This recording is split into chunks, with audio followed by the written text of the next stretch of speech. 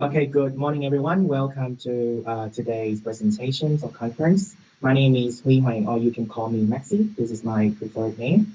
And I'm currently in Australia, Melbourne, Australia, and I'm doing master degree at Monash. And my degree is about Master of TESOL, which is teaching English to speakers of other languages. I went to Australia last year, and it's pretty unfortunate because after 2 weeks when I arrived in Australia and then the pandemic hit, and then I have to switch to online learning.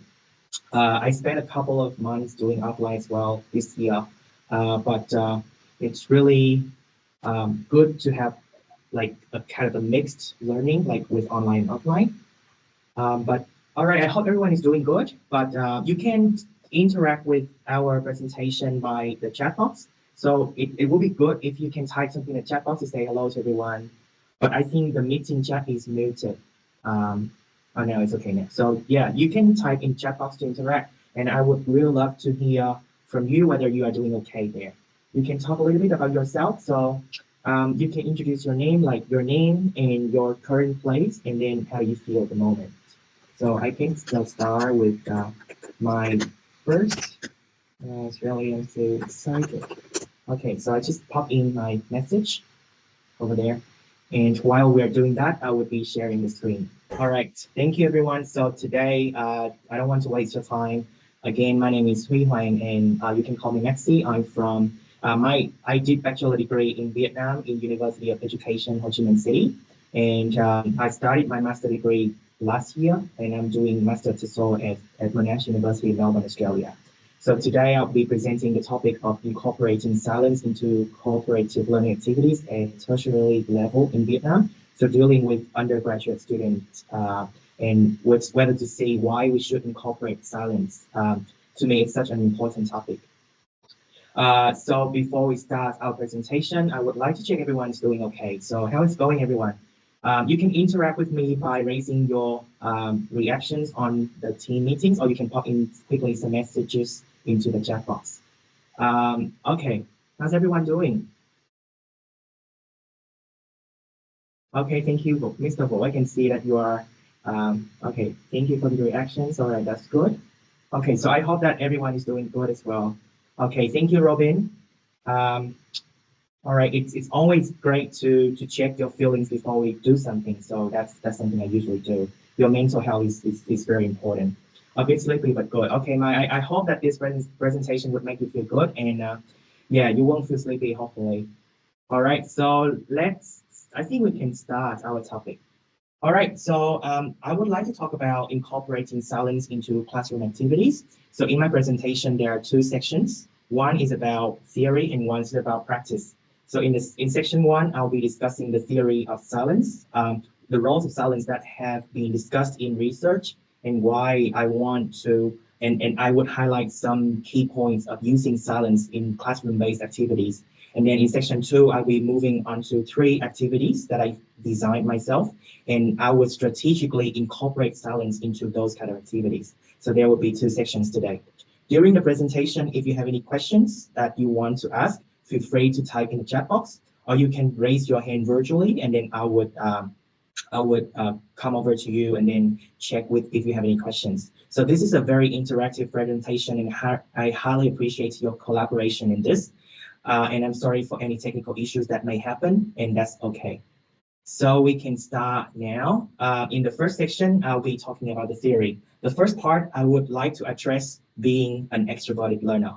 So now see on the screen, you can see a picture, and there are some questions that I would like to ask.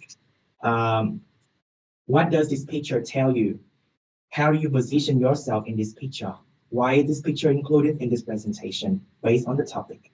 Okay, so there are three questions there, and you can feel free to answer any questions by typing in the chat box. What does this picture tell you? How do you position yourself in this picture? And why is this picture included in this presentation? So we have quite a few participants, 27, and feel free to type any answers that you want to raise. Okay, I'll give you some time to do it. Okay, I can see the answer from Mr. Vo. The blue one is speaking out loud and the green one is also speaking, but in silence. That's a very, very interesting answer. and that is absolutely correct in terms of what the pictures show. So yeah, how about Mr. Tung? Would you like to share something? Like turning on your mic and you want to share something? Well, so when I look at this picture, so the people that I think I would position myself is the person on the left because Mm, I'm kind of I'm kind of introverted person, so I don't like to talk too much. So mostly I will think a lot inside my mind rather than talk. Okay, so that's the person on the left will be more suitable to me. Yeah. yep.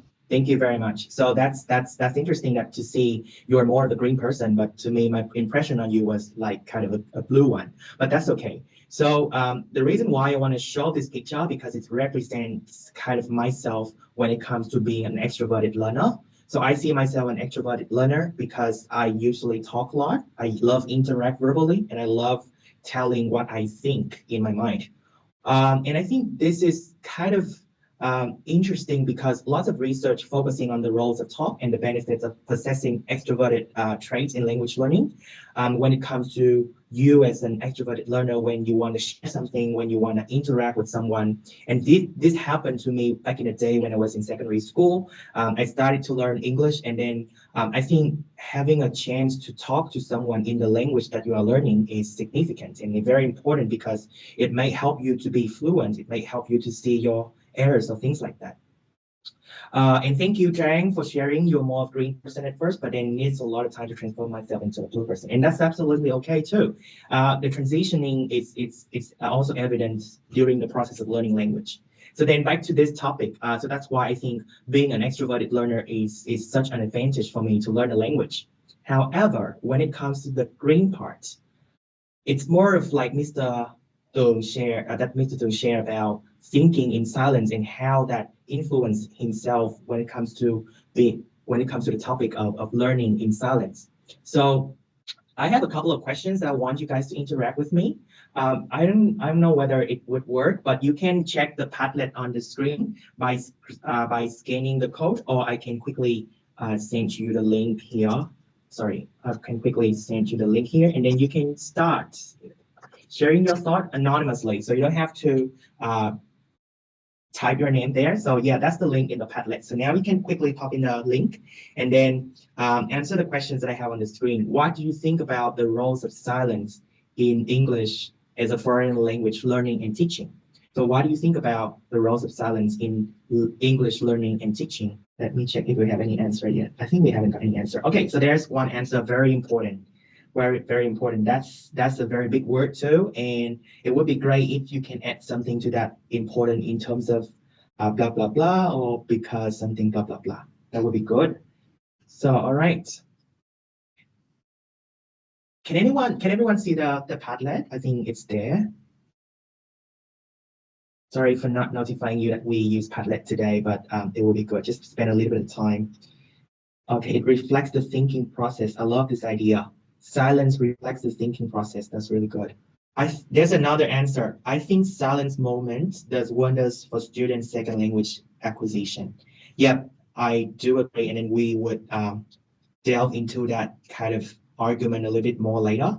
There's another answer saying it is also difficult for teachers to accommodate. And that is correct because silence somehow can mean difficulties for the teachers. There's another one. It's vital. It gives time for both teachers and students to arrange their thoughts, analyze their ideas before really speaking out, and also the sake of gaining confidence. Love that. Yeah, I love that. Yeah. Thank you. That's a lot of answers there. Um, Right, and there's another answer reflects the student understanding. So I can see that there are many thoughts on how silence functions in the classroom, and that is the topic that I get the inspiration from one of my doctors, from one of the lecturers I have a chance to work with at Monash, and talking about silence and the topic today, cooperative learning activities. So as you know that the success of implementing cooperative learning activities can be influenced by two things that I found in research. One is students' characteristics, and one is the lack of preparation in understanding task functions. So when it comes to student characteristics, the student can stay silent. The students stay silent because they're not interested in verbal discussions. The students stay silent because they are influenced by their peers. For example, they are higher achieving peers and they pretty much dominant in the classroom, and then the other students feel shy and then they stay silent. Or there's some student like me trying to talk a lot and it somehow influences other students' decision to speak out. So that is something shown in research. Also, the students stay silent because of their insecure feelings of making errors, and that is very, as you know, when you look at motivation in language in second language learning, there's some evidence on students' decisions on being silent because they are afraid of their language abilities, and that is very normal too. And I know it's quite challenging for some of us here when we try to encourage them to speak, and that is sometimes not our fault, and we feel like, oh, that is our fault because why are you not speaking? Anyway, others stay silent because they need some time to process cognitively demanding tasks. Like when you show the students some tasks that require a bit of time to solve, but you don't give them time, and they feel like, oh, this is so hard, so I just stay silent. Yeah. Some students think that sharing ideas is not essential, and it's quite a bit of a challenge for teacher to detect this kind of thought, because sharing ideas, of course, in a classroom is essential, but from their perceptions, it's not essential. Some research also show that when their ideas are not well valued by the teachers, or the teachers ignore their sharing ideas, the students stay silent as well. In terms of culture, like we talk about Vietnamese culture, it shows that students stay silent because that is a respectful attitude. That is a respectful attitude when it comes to paying attention to others' contributions. And like, I really appreciate you guys for staying silent, because when I'm presenting, you are silent and I know that you are listening to my presentation, and I really appreciate that. Some research also shows that teachers' dominance of talk can really impact the way the students stay silent. For example, like if myself as a teacher, I would talk, and then maybe the way I talk can make them feel like they need to stay silent. Also, using too much L1 in the classroom can somehow influence how they think about second language learning. And this is also, yeah, I think there's a bit of sound there, but it's fine. Okay, get back to this. Yeah, so using L1 too much can influence their choice of silence. Okay, there's another thing that I really like about student being silent is internal reflection and self-awareness and self-reflection. A bit of time during during your instructing the task can help the student to internally reflect upon what they know, upon themselves, and also upon the experiences that they have with the task. For example, if you give the student questions that demand them, that require them to draw out from their language repertoires, from their experiences, you need to give them some time to think about, oh, okay, this is what I've experienced, this is what I want to share, and they need to synthesize, they need to select the information that they want to give you. So this is very important, and sometimes that we as teacher, we may not, we cannot be really, we're not really aware of this. Also, when it comes to the task implementation, it's also important to consider how you prepare the task and how you understand the task functions. And this is where the line, where the argument of saying how silence should be interpreted and incorporated strategically and pedagogically remains questionable. So this is the role. This is what I have found in research, and you can see in the reference there about the roles of silence when it comes to learning English as a foreign language.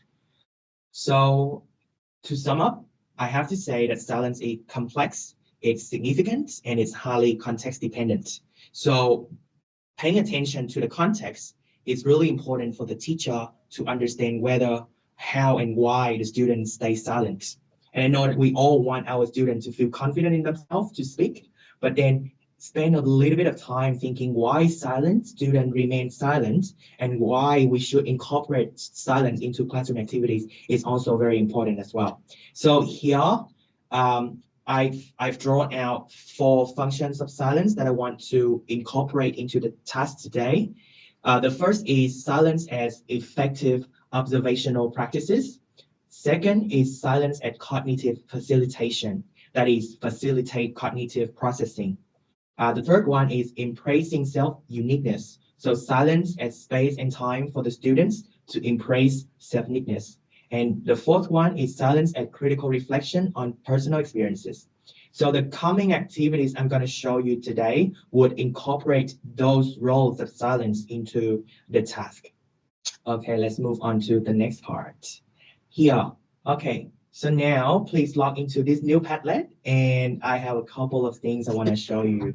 Let's try with this one. For those who've just come in, we are in the middle of the presentation. So we've just talked about the roles of silence and how and why silence is important in language learning. And now we're closer to the next session, which is about practice and seeing the activities. So in the new Padlet link, you can use your phone. I think that's the best way. Please type in the passcode as well. It's 3103. And you would see that reflections on the Vietnamese context. Yep. So that is why I want to, reflections on the Vietnamese context. So now thinking about what I've just talked, the roles of silence, and then reflect that on the Vietnamese context, especially your classroom context. Do you think that, are you aware that those kind of, those silent roles that you thought about, or maybe that you haven't thought about? Or do you think that or maybe on your experience, reflecting on your experiences on the Vietnamese context, have you ever incorporated silence into your classroom activities? Okay. Have you ever incorporated silence into your classroom activities? Oh, yeah. Sorry, I would do it. Yeah. So I would copy the link into the message here. Yeah. Okay, the question is, have you ever incorporated silence into your classroom activities? Did you did it on purpose? Or maybe have a bit of reflections on your classroom context? Oh, really? Oh, that's nice. Thank you very much, Tan. Well, like first time using this kind of platform, so I'm a bit low-key technologies here, but it's fine. Okay, so I can see one answer. Me as a teacher tend to focus more on speaking students. I think you mean student who like speaking, but it's interesting to know that giving attention to silence. Okay, yeah, thank you so much. Is that a compliment on my presentation or what? Because I can see that it's interesting now that giving attention to silent one is important too. All right, how about the others? I would like to hear from you as well. You can quickly, yeah, right, that's good. I think what I can do now is stay silent. So this silent moment is helping you to interact with the task and also to spend a little bit of time thinking about the questions. Thank you, Mr. Wu. I have never noticed that the silent student can also contribute to the lesson in one way or another. And yes, that is something I've struggled to figure out because before I came to Australia, I didn't really think about this kind of topic. But when there's an assignment talking about silent and verbal learning, it really pushed me to find out why silent students should not be neglected in the classroom. And yes, they are also contributing to the task. Yes, Tan, I think there's no content there. It's about replying to the questions, reflection on the Vietnamese content. Yeah, thank you, Ms. V. Yep, there's another one. I'm trying to encourage the silent student to talk and tell the ones who love to speak to chat with or instruct the silent one so that they both talk. And I think that is also a very strategic move when you want the influence of peers on others can help silent students learn. And that's the idea I really like when it comes to peers helping each other, and that's so important. I have more difficulties in handle silent student when it comes to online learning these days. Yeah, interesting. Silence in online learning is the topic that I'm doing with my research. So at the moment, I'm doing a topic on silence on Zoom. So silence in synchronous classrooms, exploring teachers' perceptions. And that is also my thesis for graduation. And I hope that is going to have great data later. We have another comment. It is for language equal confident to speak out, arrangement of thoughts and ideas. Yep, that's right. That is something that I want to tell you today, how we can incorporate silent moments into classroom activities strategically and pedagogically. Anyway, thank you so much. If you have any comments on this, just feel free to pop in. And now I quickly move on to, okay, so this is the reason why I want to do this presentation. First, the positive and negative perceptions of silence for students to learn English as their foreign language are evident in educational research. So we as teachers should take into account how silence should be incorporated strategically into classroom activities. Attention to silent voices should be paid rather than neglected.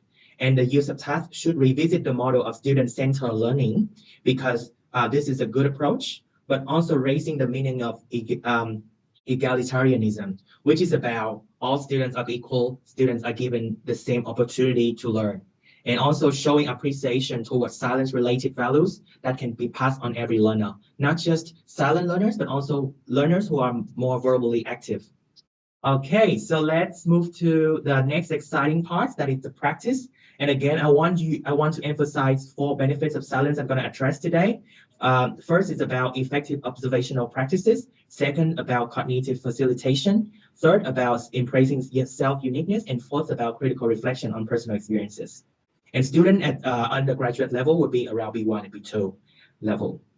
Okay, so the first activity is using geometry in task. So it's just like using abstract thing. So as you can see, this is what I'm going to do. First, I'm going to show them this photo, like this picture, and then ask them to spend a few minutes to look at this picture and think about what first comes to their mind. So at this stage, I start talking for students to think about the questions while paying their focus on the picture. And then I ask the student to write on their notes 3 words that are rising from their thoughts about the picture, and observe the classroom to make sure that all learners are participating. Then, with notes on their hand, I would invite students to verbally discuss with the neighbor partner, and at the same time, I would tell the students to make another note of their partner's work. So this is seen as silent observation. They pay attention to others and they write down some notes, but to make sure that you are asking them to write down effective notes. And next, I ask 2 to 3 students to share their words and the words of their partner with the whole class. So after each turn, I invite the partner of that student to check if the output information is relevant to their discussions. So this is to show that their words are valued. So you are actually maximize the silence observation that they did before that, and then now their silence are appreciated. Then I asked another student from a random group to recheck if the words are also included in their discussion.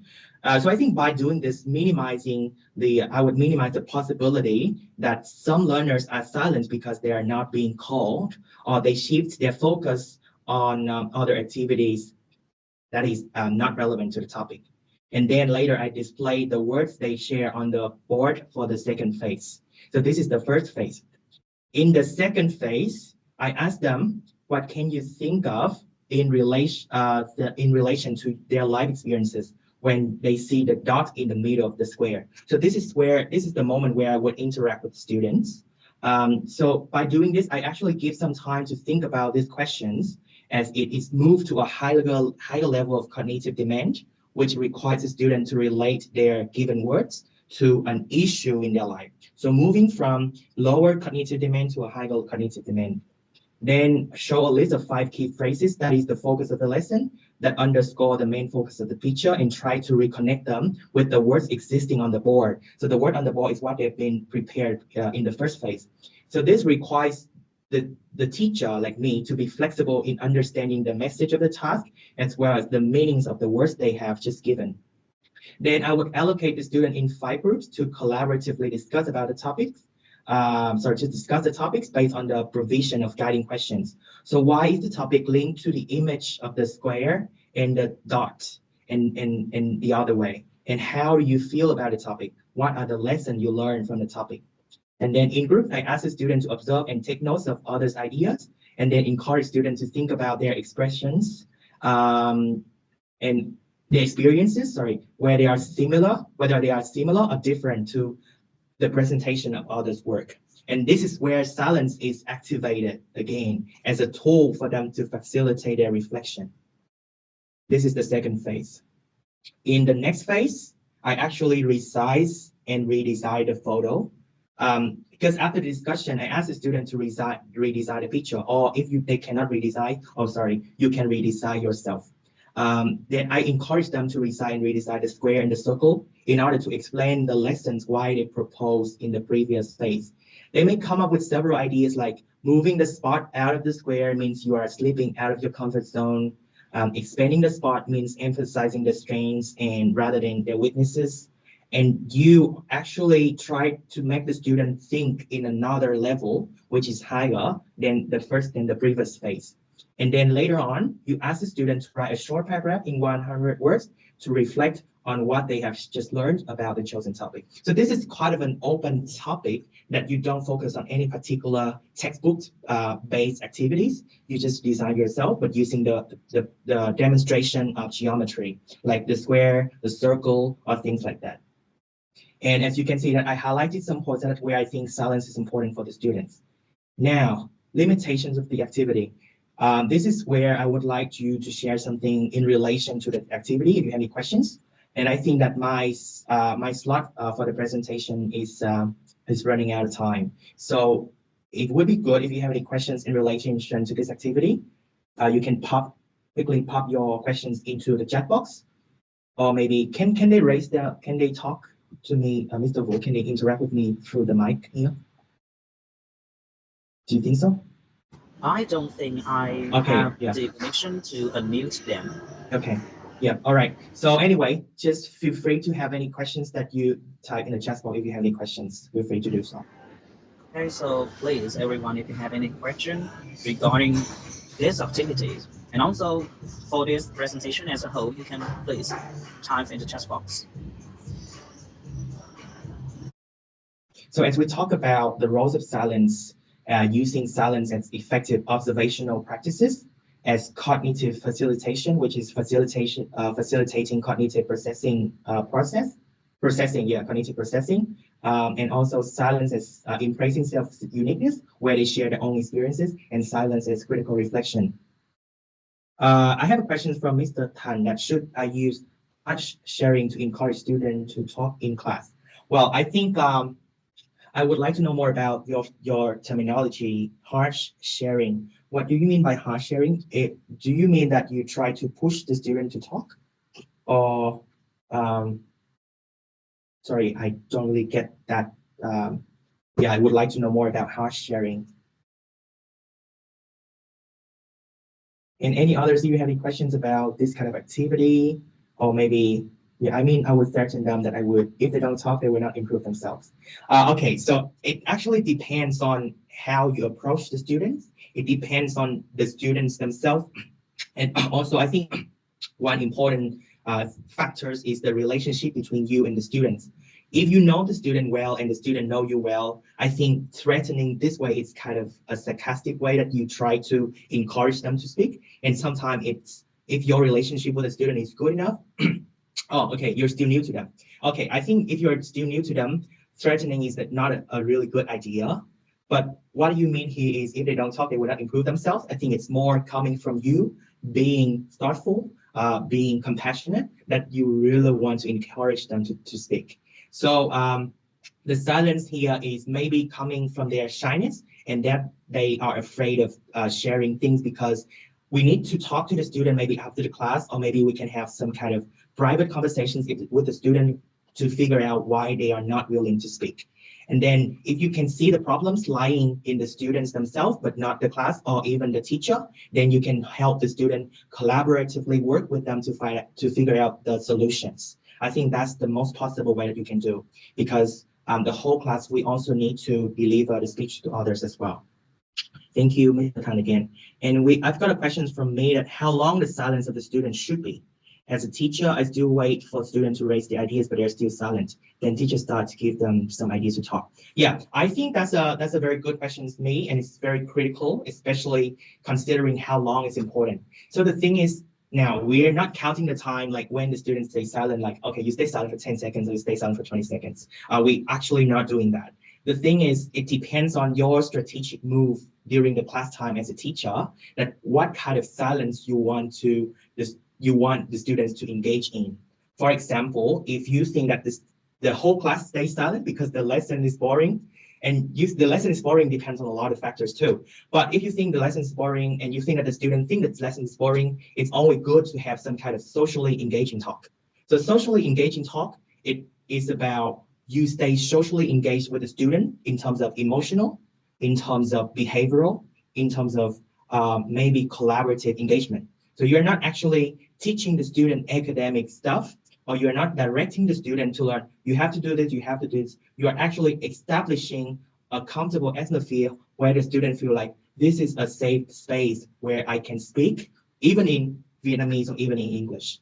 So having some kind of socially engaging talk would significantly, I think, impact the decision student willingness to communicate.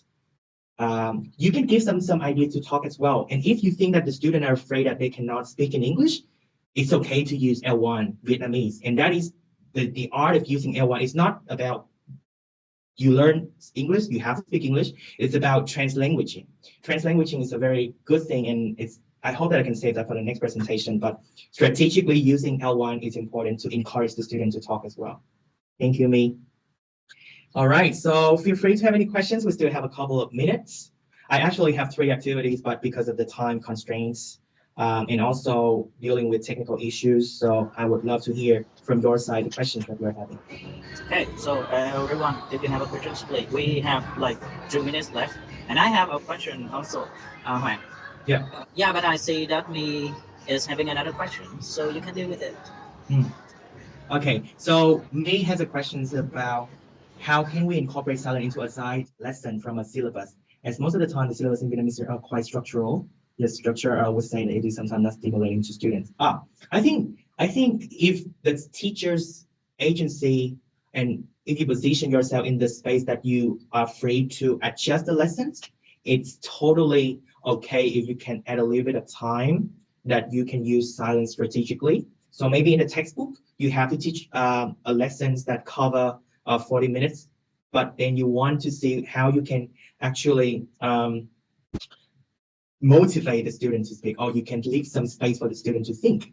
If this, again, as I said, depend on what kind of silence and depends on your class context, the silence can be negative and positive.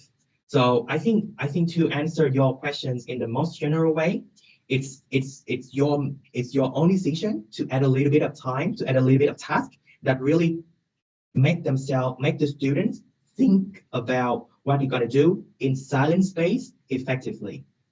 There's some student that talking a lot with their friends, but they keep silent during lesson. What can I do? Think about. Okay, that's a good one. It's about the influence of peers when they talk a lot with their peers and stay with silence. Okay, so I think this is very interesting topic, and we don't have a lot of time to really answer this. Yeah, I think you can put your contact details on the screen so that anyone who wishes to talk more into this topic can contact you, and you guys can develop some kinds of professional relationship. Yeah. So Okay. I think everyone please look out for Huang's details. You can contact the presenter and talk to him. Okay, so I would quickly send you guys my email. That's the best way to do so. And if you have any questions or if you want to talk more about this topic, I would be happy to organize some Zoom meetings with you all. So this is my contact email. I actually have another email, but I would prefer to use this.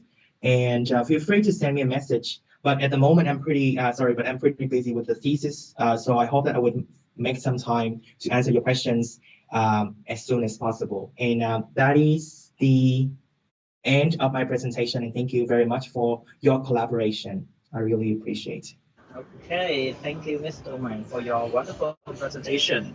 I do think that ever since I know Mr.